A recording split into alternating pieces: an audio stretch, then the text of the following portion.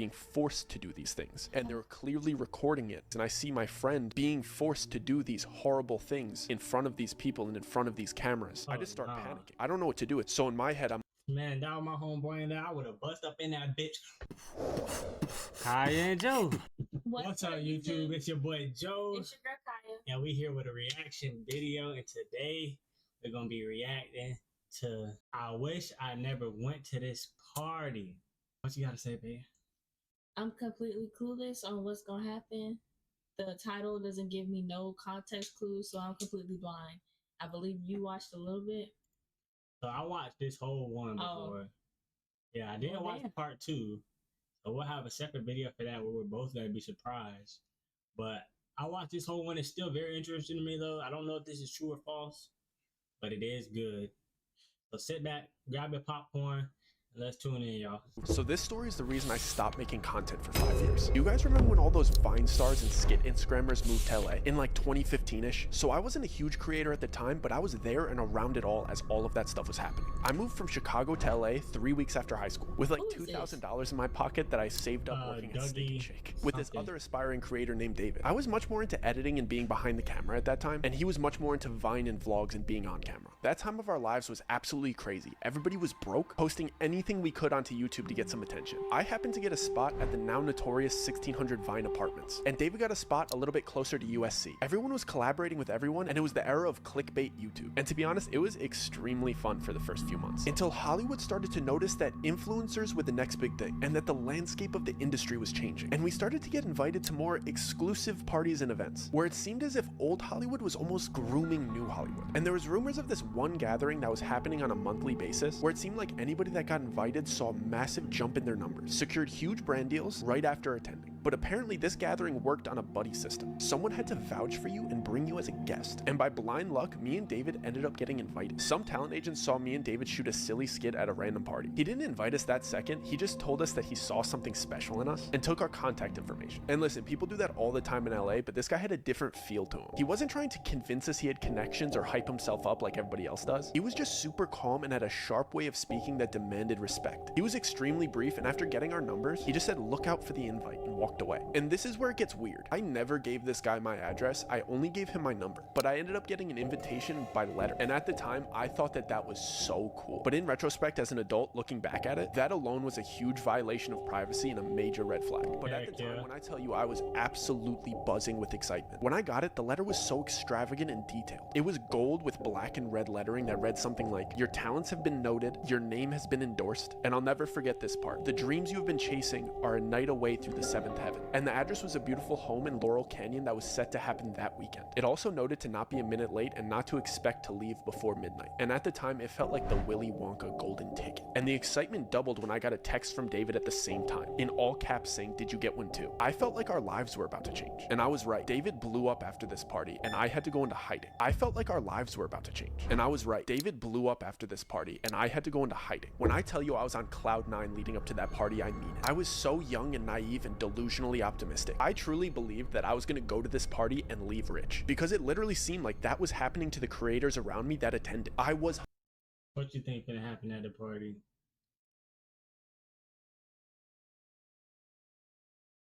They're gonna make him go to Diddy parties. And like we all, hey, everybody know ain't no party like a Diddy party, so. Yeah. Nope.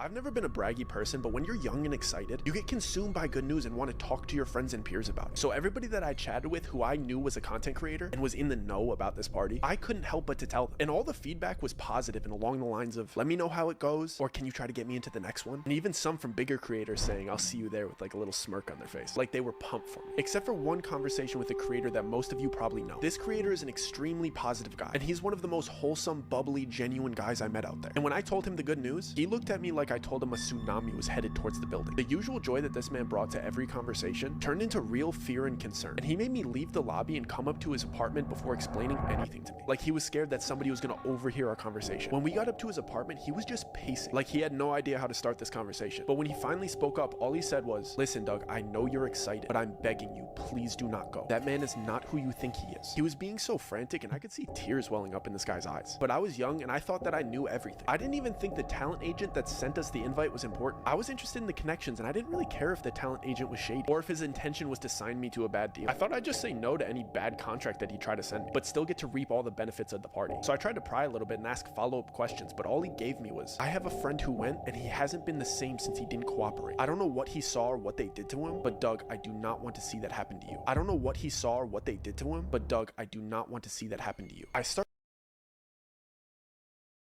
Goddamn boy.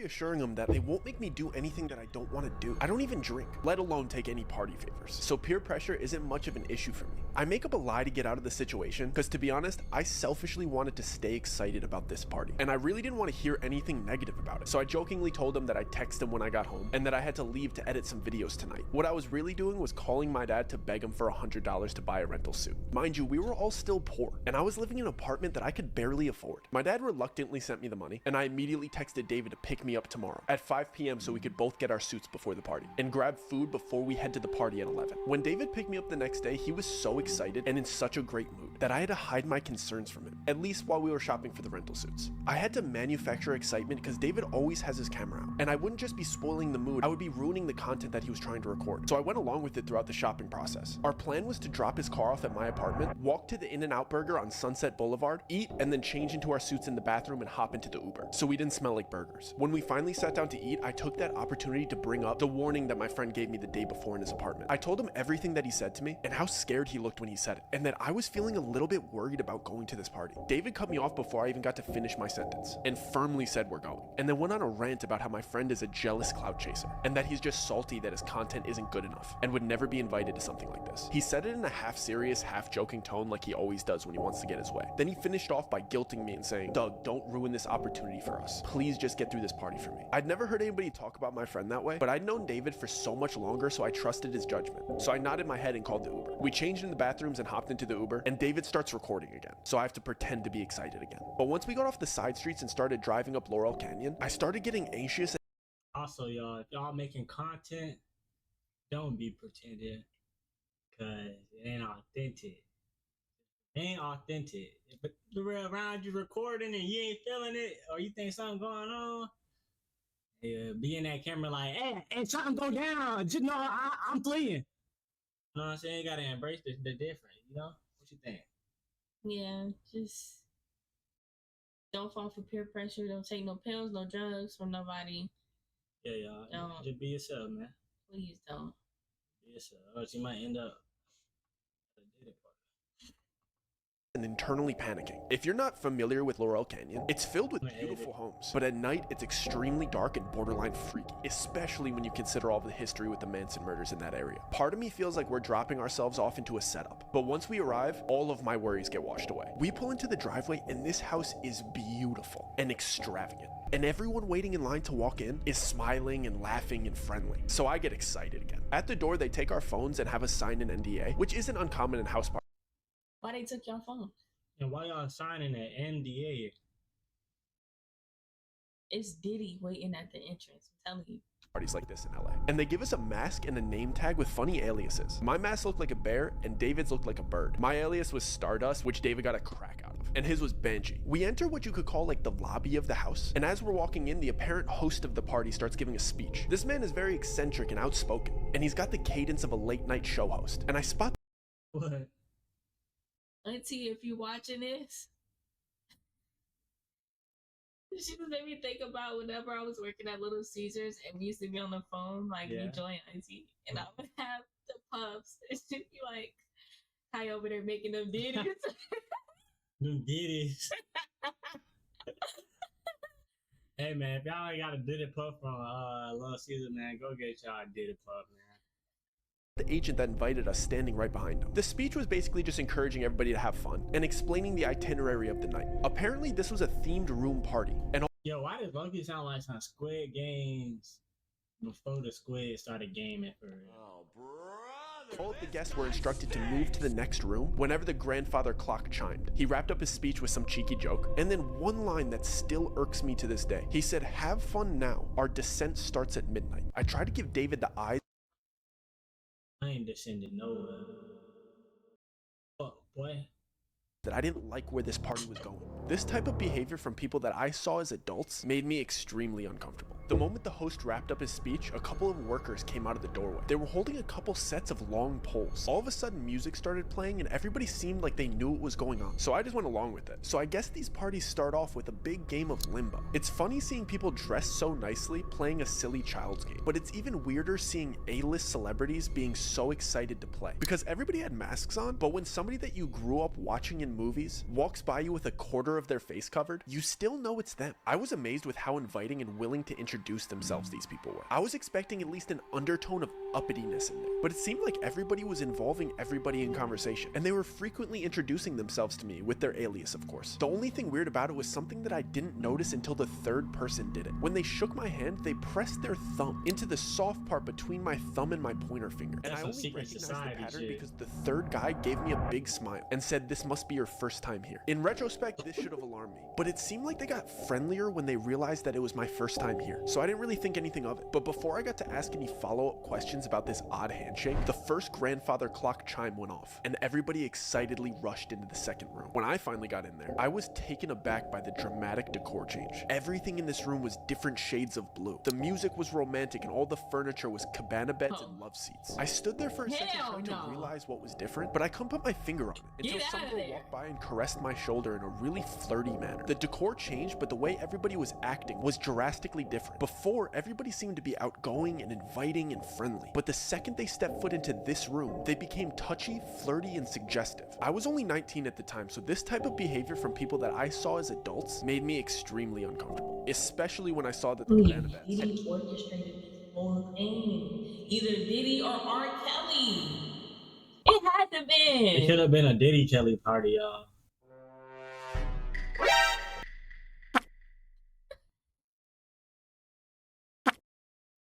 Oh my gosh.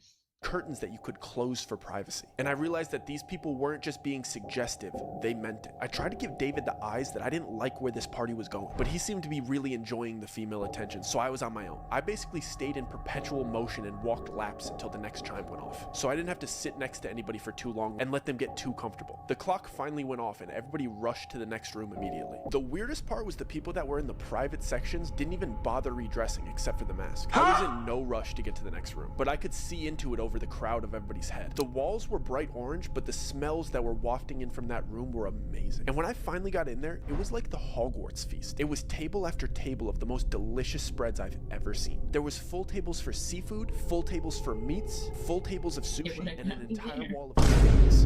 You said what? When it got me there, they had a table full of seafood boil. Y'all would have had me.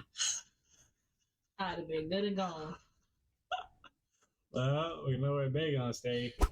Started enjoying myself again. Until I saw the way these people were treating this food. They were disrespectfully biting chunks out of delicious prime rib roasts. They were just shoving copious amounts of high-grade sashimi into their mouths and eating caviar like it was cereal. The way that they were just grabbing with their hands and just spitting out things that they didn't like onto the floor ruined my appetite. At this point, I wanted nothing to do with these people. At this point, I wanted nothing to do with these people. So I went up to the only familiar face in the room. The agent that invited me was the only other person not eating. So I approached him and lifted up my mask, so he'd recognize me considering we'd only met one time. Before I even got out my greeting or got my mask halfway off my face, he abruptly pressed my mask back into place and sharply said, "Mask stay on till the 6th room." He did it in a way that seemed like I was embarrassing him for not knowing the rules. So to ease the tension, I jokingly replied, "So we're only halfway there, huh?" He didn't laugh or make eye contact. He just dismissively replied, "I encourage you to engage in the festivities. A slow drip is better than a flood." He started to walk towards the door as the clock chimed for the next room like he knew it was about to go off. I didn't like that interaction at all. He's the one that invited me here, and he seemed to have no interest in talking to me. I just kept going over what he said the entire time while we were in the next room. This room was yellow and basically just a casino. I wanted to talk to David privately and let him know that I wanted to leave, but he seemed to just be caught up in the momentum of the party. Plus, there was a roulette table in the room, and David's freakishly good at roulette. So at this point, the winning streak that he's building is the center point of the party. I can't fully focus on on what the agent said to me because I have to pretend to be excited about David's winning streak in a fake casino where you're not actually winning money. And like clockwork, the chime goes off. The entire party starts rushing to the next room again, and the vibe changes dramatically. I'm the last person to walk into the bright red room. This room didn't seem to have a specific activity like the others. It was just empty and bright red, and everybody was whispering to each other. For a split second, I thought it might be a big game of telephone or something silly like that, but as I started walking through and brushing shoulders with these people and hearing what they were saying to each other, I started questioning everything. The same people that I saw laughing and celebrating and eating together were whispering the most heinous, offensive comments directly to each other. I mean things that you wouldn't even say behind your friend's back, they were saying it to their face. I'm talking friendship-ending secrets and personal opinions about each other laced with envy and jealousy. I hurried to a quiet corner because I was sick of hearing everybody's dirty laundry after walking around for a minute and a half. And it all clicked. I knew exactly what this party was. I see the host ask the first person in line a question before having them repeat something that he said. When I tell you I am done with this party, I'm absolutely not doing that. All the dots start connecting in my head while everybody's being horrible to each other around me. I'm trying to recap the whole night and remember the order of each room to solidify my suspicions, but the chime for the next room goes off. This time, everybody gets eerily quiet and calm, like they got all of their venom out. The host of the party announces for all of the newcomers to come to the front. All of the attendees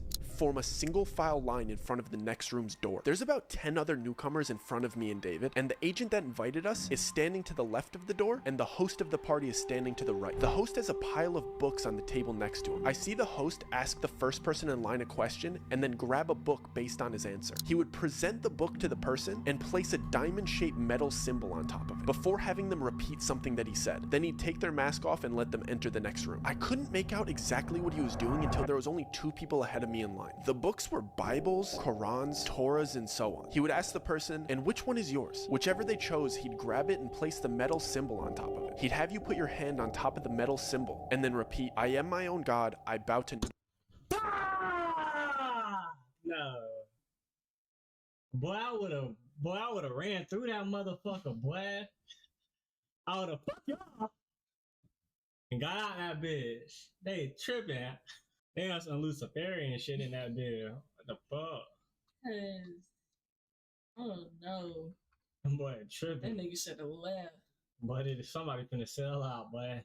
Nobody but myself. When I tell you I am done with this party, and I whip my head around and I tell David I am absolutely not doing that. David whispered back in a joking tone like he always does, "Dude, it's just a party, who cares? I'll see you in the next room." And he skipped me in line to show me that he'd do it first to make me feel more comfortable. He went through with it and giggled his way into the next room. It was my turn, so I tried to play it cool and whisper to the host, "Do you mind if I skip this part? It's making me a little bit uncomfortable." I thought he'd subtly break character and reassure me that this is just a party theme and it's all good. Instead, he whispered back to me in a really kind tone, "Of course, man, don't worry about it. Just take your mask off and turn around." I was relieved for about a split second before the agent that invited me here grabbed my arm and started guiding me towards the exit. And I see that everybody that was behind me in line staring at me straight-faced. I look back at the host and he's standing up and loudly shouts like he's starting a chant. The price was not paid. And then everybody in line that was staring at me chants in unison like they knew exactly what to do. "Remove the profane." And they repeated over and over until I'm through the exit door. "The price was not paid.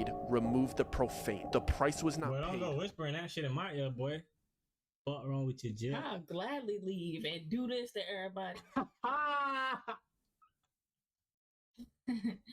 door. He just puts me out into the backyard. It's 4 a.m. My friend's still inside. I don't have my phone. So I decide to walk around the right side of the house because that's where all of the party attendees were kind of headed. Let me see if I could peek in and maybe flag down David to let him know I got kicked out. And there's some windows to the next room. But of course these windows are like big church stained glass windows. And you can't really see through stained glass windows like the colored ones. But if you go really, really close and you look through the white parts, you could kind of see clearly what is on the inside. And this room is like a bizarre church replica without all of the seating. It's just a big church-like room. And all of the people that were in there had their masks off. And it was like a big circle and it almost looked like an initiation. And all of these celebrities are standing around in a circle around the other 9 new people. It was 10 excluding me. And there was big TV grade cameras recording, and it looked like the group of celebrities and everybody else that was there was kind of cheering them on. But then there was clearly people in there that were much more serious and kind of threatening, and the 10 new people were in the middle of this room being forced to do horrible things that I wish I could unsee. And the new people clearly didn't want to do these things. They were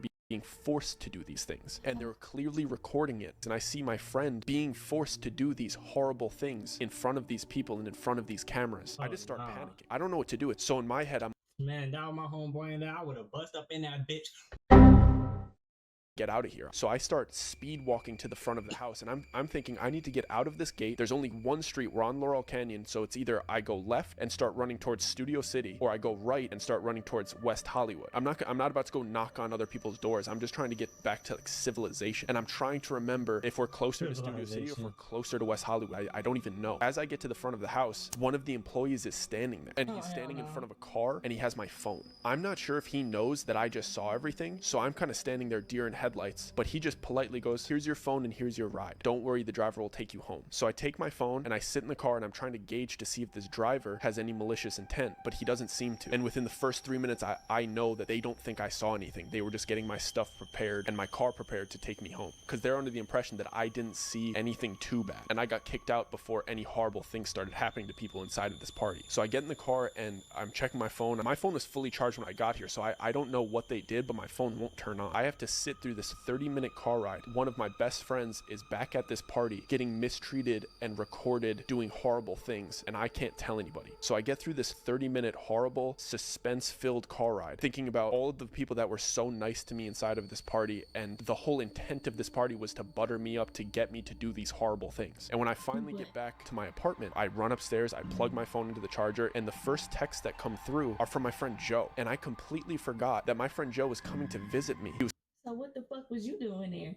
Shit, I had to get off work. I got off work to go visit my boy because I had not seen him in a long time. So we were supposed to hang out. He almost forgot that I was on the way.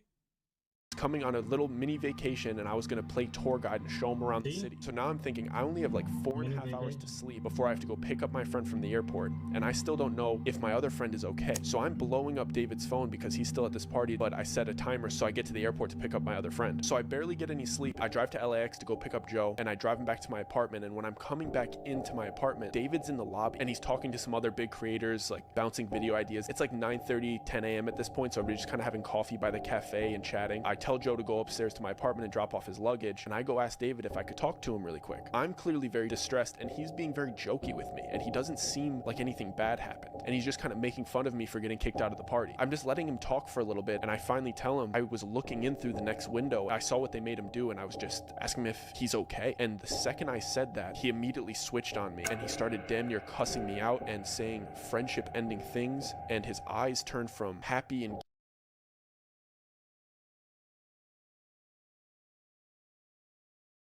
giddy to filled with almost fear and a little bit of betrayal. When he stormed off, he pulled out his phone and he was calling somebody as if he was like reporting something back to them. I immediately start freaking out. I assume that he's telling them that I saw what they did, and now I have my friend upstairs who thinks he's just on vacation when I just saw hyper successful rich people doing unspeakable acts, and they have all of the resources to come after me. They know where I live, and David isn't even on my side because the dirt that they have on him now. I have to pretend that everything's okay to Joe because he flew all the way out here for a vacation, and I don't even really know how bad the situation is. I don't even know how to tell him about everything that happened the night before. And I promised Joe that we were going to go to Runyon Canyon this morning, so he goes and changes into hiking gear, and I drive him over to Runyon Canyon. We do the hike for a few hours, and when we come back and I check my mail, there's another letter from these people, and I take it to the bathroom because I don't even want Joe to see it, and it's a screenshot of the surveillance footage of me looking in through the window, and a little handwritten note, just a reminder of the worst mistake you've ever made. Curiosity killed the cat. And I start freaking out. I know that David just betrayed me and told them that I saw, and now they have proof that I saw. Now I'm just a walking liability to them, and now they're threatening me, and that was the worst mistake that I've ever made, and insinuating that curiosity killed the cat. I'm the cat, but it's still not enough to tell Joe about what happened. So I just go on with this charade, and I'm just playing tourist, bringing my friend around the city, and the first day nothing happened. And to this day, I firmly believe that the only reason they didn't do anything to me is because Joe was there with me that whole week, and he had just finished the police academy, and he was officially a police officer. I told you, I got police. Boy, you watched this video before. Look, call it what you want. So I think me being with him is the only thing that kept me safe, because they weren't willing to do anything to a police officer. And I knew for sure they were keeping an eye on me the next day, because Joe asked me the night before if I had half and half for our coffees the next morning, and I didn't have any half and half, and he just jokingly said, who has coffee and doesn't have half and half? It was a conversation in passing, it was a joke, and the next morning we woke up and there was a full half and half in my fridge. And the only reason I noticed that is because Joe said, thanks for running out early and grabbing half and half, you didn't have to do that. I was kidding. I didn't go and grab that half and half. I knew that somebody was not only listening, but entered my apartment that night while we were sleeping. And then they started to do these things that only I would notice. Things that if you told anybody, they would look at you like you were crazy. Each night that we came home and we were just winding down and watching TV, I would go to turn my TV on and the remote control wouldn't work. And I would check the batteries, and the batteries would be switched from positive to negative and negative to positive. Like they came into my house and just flipped my batteries. I know that my remote control worked the day before, and they just needed me to know that they were in my house and flipped my batteries, just to let me know that they were invading my privacy on a daily basis. And then it started escalating to when I would take Joe to lunch, or we would pop to the grocery store, or we would go to the movies, and we would come back to the car and my left blinker would be on. They would just open my car and put it down, and every time we would come back to the car, my left turning signal would be on. It happened like 6 times. How can I tell anybody that somebody broke into my car and turned my left signal down? It's something that only I would notice. And I can't tell Joe because I'm not trying to scare him, and it's also something that I don't even think he would take seriously. He would probably say, you probably hit it down when you were stepping out of the car. And then things started to pick up. They started to do very specific things to me that weren't just by chance. We came home one day and I locked the door behind me like I was doing every time because I was super paranoid. My apartment door lock just locked swiftly. My apartment door lock doesn't lock swiftly. I would have to like press into it and jiggle it and force it to lock. And it's been like that since I moved in. And it had this sharp little nub on the front that I would feel with my thumb every single day. And one of the days we came home and it just smoothly locked. On some real stuff, y'all, this is the type of stuff you really gotta remember. You gotta know, you gotta remember, per this example, how your doorknob is. You gotta remember how you left the general look of your house and stuff like that. Because what if somebody do decide to start messing with you like this? Then you gotta make sure that you ain't going crazy. You gotta be on your P's and Q's. So you gotta pay attention. You get what I'm saying? You don't want to be paranoid and unsure of what it is you believe. You gotta be on your P's and Q's. And the nub wasn't there. So they were letting me know that I can't even lock them out. But how do I tell anybody that they're doing this to me? Because they would just say the apartment was probably aware of it and changed it. And I still wasn't able to tell Joe because I would think that he would come to the same conclusion. But then the next day, we go to the car to go to breakfast, and we get into my old car that I've had for 5 or 6 years at the time. And I grab my gear shifter and I go to pull it into reverse, and it smoothly goes from park to reverse. And my gear shifter doesn't smoothly go from park to reverse. You have to wiggle it in a certain way. You have to press the button with your thumb in a certain way to get it into reverse. I only know this because I drove this car every single day for 5 years, and this gear shifter is pretty much broken. It's an old car. And that morning I got into my car and it smoothly went from park to reverse, and the wooden finish on the gear shifter was different. Mine had scratches on it and this one was brand new. So they were telling me not only are they able to just break into my car and turn the left signal down, they're also willing to manipulate my car. Now I know for sure Joe isn't safe either, and me not telling him these things puts him into danger because I'm driving him around in this car. And if they could change my gear shifter, why wouldn't they be able to cut my brakes? So I basically just break down and I have to tell Joe everything from start to finish about this weird party with this weird agent and the little things that I've been noticing all week, and that this was the last straw. And Joe believed me because we used to drive around in my car together all of the time, and sometimes he would drive my car, and he made me promise that I did not get that fixed. The gear shifter was still broken yesterday and it's fixed today, and I didn't do that. So that won him over, and he basically said,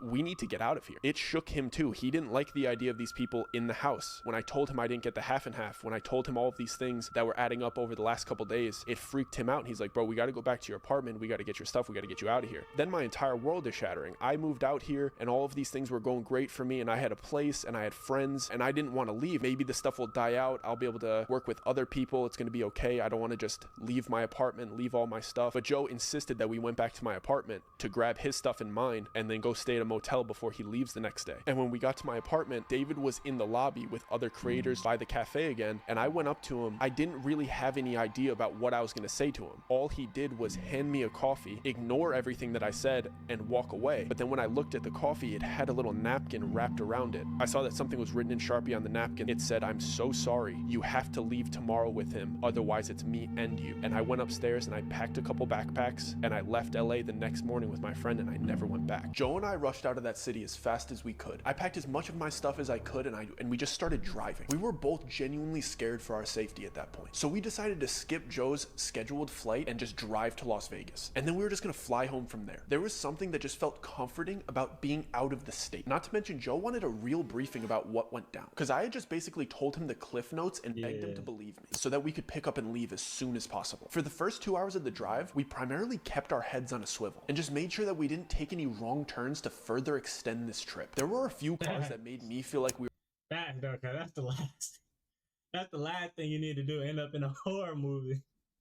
were being followed, but it was just my paranoia enhancing an A-type personality driver into a stalker. Once we were out of California state lines and into Nevada, we could both finally exhale. I felt real relief wash over me for the first time since I got kicked out of that party. We stopped about 15 minutes into Nevada at a pit stop. We used their Wi-Fi to book a hotel for Vegas that night, along with the plane tickets for the next morning. Once we had our escape plan fully booked, Joe just started laughing, and I couldn't help but just start laughing too. We shared a lot of crazy stories growing up, and we always seemed to find ourselves in sticky situations together. So it was just hilarious that his fun trip to visit me turned into this. It felt really good to laugh about it because it made me feel like it was finally over. We got back into the car to continue our drive, and Joe playfully said, "So you have 1 hour to explain to me why we're fleeing Los Angeles over some half and half and a gear shifter before we get to Vegas and we make this trip worth it." I realized how bizarre this whole situation must have looked from his perspective. He flew in for a fun vacation and arrived to see his friend in a crisis. As I started to explain to him the series of events, things really started to click for me, especially with his input as a police officer. I'm going to recap some of the events that I had already explained, but with the conclusions that we came to together. Clearly, the man that invited us to the party was a predator, and we were just perfect targets for him. We were young kids with enough of a following on socials to influence all of the other young creators in the area. We had just made a major change in our life by moving across the country, and we were completely isolated from our families who we could consult with about important decisions making. And we were in a bad financial situation because at the time, just having a following on the internet didn't equal revenue. We were perfect targets to be indoctrined into a system where they could have full control over our budding careers. And apparently that's exactly what cult-like communities look for potential members. Not to mention, we were in LA trying to make a career in entertainment, and it seemed like they held the key to our dreams. As I was explaining to Joe the invitation and how it showed up to my house, we came to the conclusion that this guy approaching us at that party was not a coincidence. He had to have been scouting us prior to the time that I thought that we just met by chance. The party itself was a trap as well. When I finally had the chance to process what he said to me about the slow drip is better than a flood, it really started to make sense. Each room was designed to slowly introduce you into giving into temptation and sin. Everybody there being so nice and inviting was clearly on purpose. Seeing all of these people that you've looked up to for years indulging in these temptations of each room and inviting you to join in with them is perfect peer pressure. You don't want to let your idols down, so you voluntarily engage in an activity in each room that just gets progressively worse and worse. And of course, they start with flirtiness and overeating delicious food. And of course, spirits, because those things are so easy to give into. But the temptations of the night keep getting worse as you go on. He wanted me to feel the slow drip, so when it was time to commit the heinous acts of the 6th room, it didn't feel like a flood. It's clear why they kicked me out when they did. I wasn't indulging the way everybody else had. And when it came to the time to defame my religion, it was the last straw. Most people, like myself, would think it was just part of the party theme. But to them, it's the test to see if you're broken down enough to defame your religion for the fun of the party. That's why the 6th room was the flood. It was dramatically worse than the rooms that I had experienced. And the only way somebody would give into the peer pressure to do what they were doing in that room is them being primed to do so with everything that happened before and had just spoken the words that they're not God-fearing. I realized that the people that would go to that party didn't just blow up overnight because of the power of that little cultish group. They scouted young creators like myself and David, who they believed were going to blow up regardless regardless of their help and get them to commit heinous acts on camera. So when they did eventually blow up, they had the perfect blackmail on them to control them. They would try to get to you early, so before you were making money independently, so that they could control you. Because if you were already established and wealthy, why would you even care about going to a party like this? You just don't care. It's too late for them to infiltrate your life. Do they help you with big collaborations? Yeah, but these collaborations are built off of fear and trauma. That's how they keep their group so tight. You can't get into this group unless you also do these horrible things. They kicked me out and let me leave because they thought I actually didn't see anything too bad. From the outside perspective, I had just gone to a cool A-list party in a beautiful home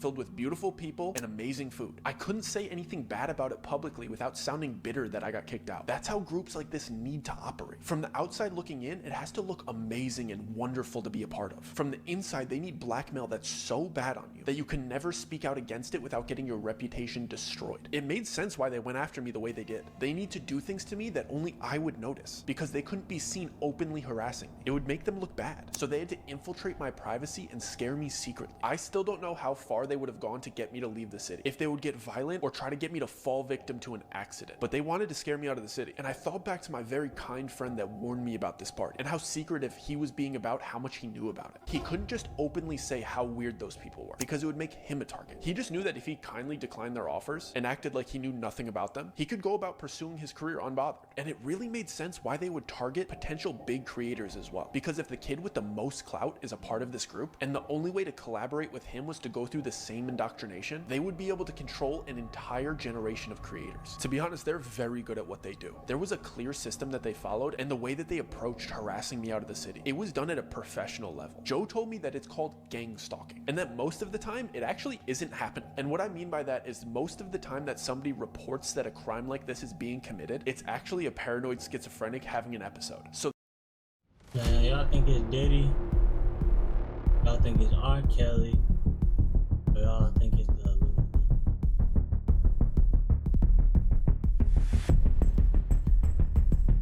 they harass you in a way that even the police department would consider it a mental disorder, opposed to gang stalking. Everything about the way these people operate is cult-like, and everything that they do is intentional. I was never even a conspiracy theorist or anything like that, but my perspective on show business in Hollywood completely changed on the way to Vegas. All the dots connected, and I saw how truly evil some people in that industry actually are. And when I got to Vegas, I started to see how openly they show it. I know I've spent this whole time talking about how secret and exclusive this party was, and how everybody that knows about it has their lips zipped shut, but when we had arrived at our hotel near the strip, I started looking around at the big signs and promotions, and they really don't hide it. There was cultish symbolism in all of the music, live performances, and movie trailers. What used to look like just cool designs and eccentric artists was blatant symbolism for what was actually going on. I will never look at showbiz the same after that. I'm extremely happy being an independent artist, safe in the middle of the country, away from those cultish hedonists. I never received another letter or heard from David again, but what I can tell you is that everybody that was affiliated with that group became massively famous, but everybody involved fell as hard as they ascended and have had even more massive controversies. And to anybody pursuing a life in the arts or social media, do not.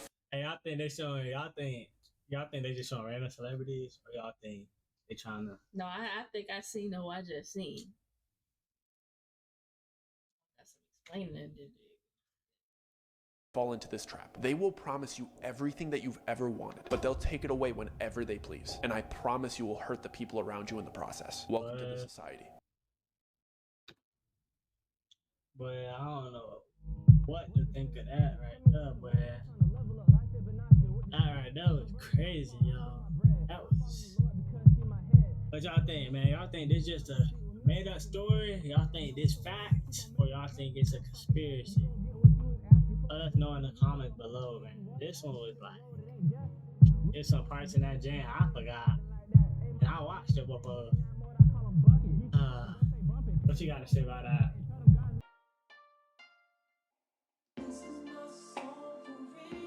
It was him.